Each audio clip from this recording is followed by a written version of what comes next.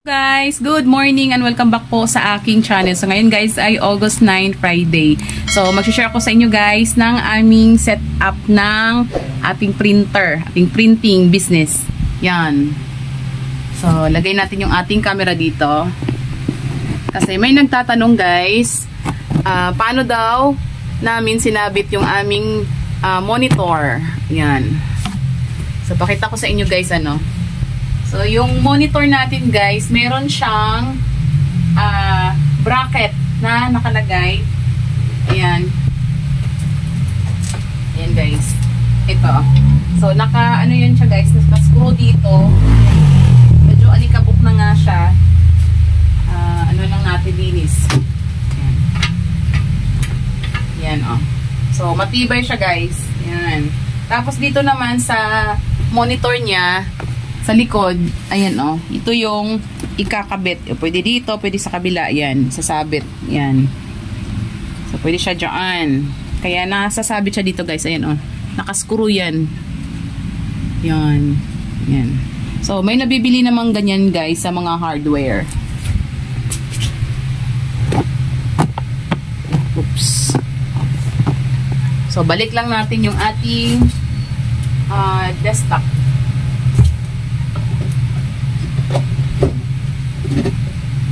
Yan. Tapos yung ano naman natin guys, yung ating printer. Yan nga pala guys, ito ay nung nagtatrabaho pa ako doon sa company ko.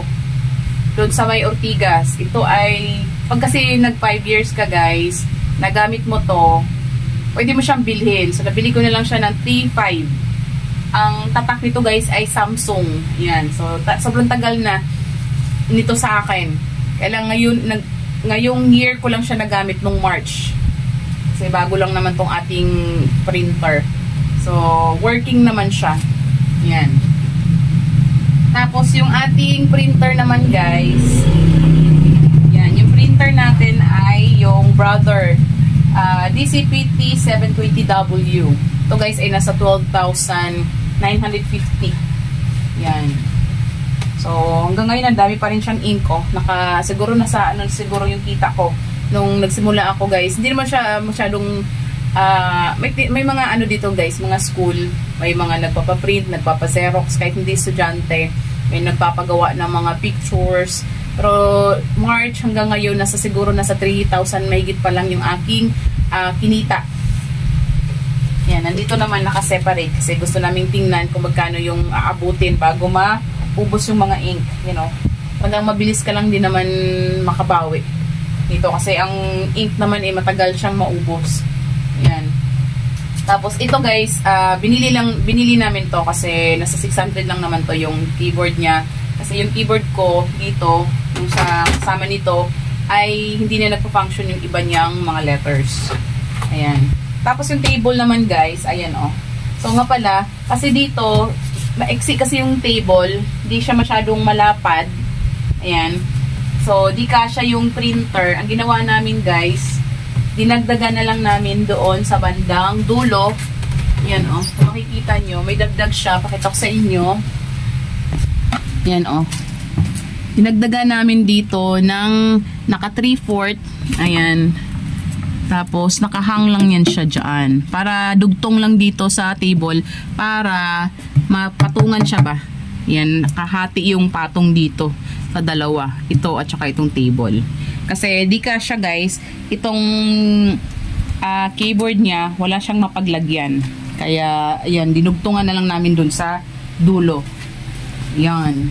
So, itong, ano guys, itong table na to ay Sanyang. Yan, meron siyang drawer. Dito yung aking photo paper tsaka yung ibang mga bond paper na natanggal ko na. Yan o. Yung photo paper natin is Canon. Yan. Tapos yung ating mga bond paper dito, long short A4 andito. May gilid. May, yan o. So, balik muna natin yung ating printer.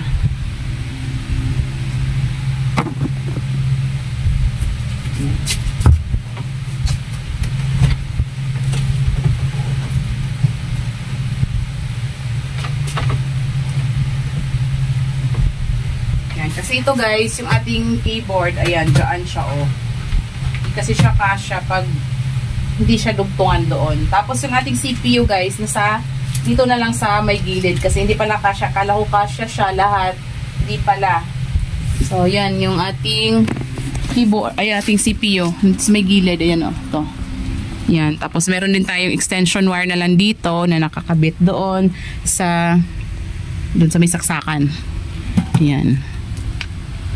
Itong kapirahan, ang gulo. Yan.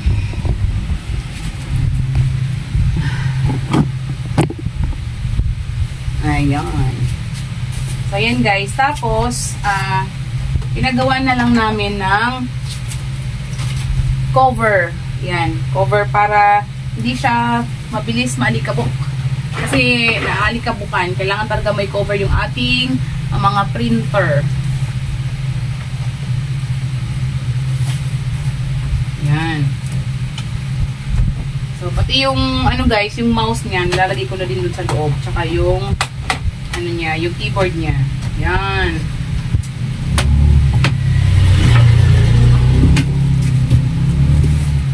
So, ito naman yung mga pinrint kong mga pictures, guys. Lagay ko dyan. Yan. Yung ilalim niya, may din dyan, stocks. Tapos yung ating pangkat ng mga pictures. Ayan. Mura lang naman yan, guys. Yan. So, yun lamang, guys, ang aking sinishare. Maraming salamat sa panonood. Paalam, bye-bye.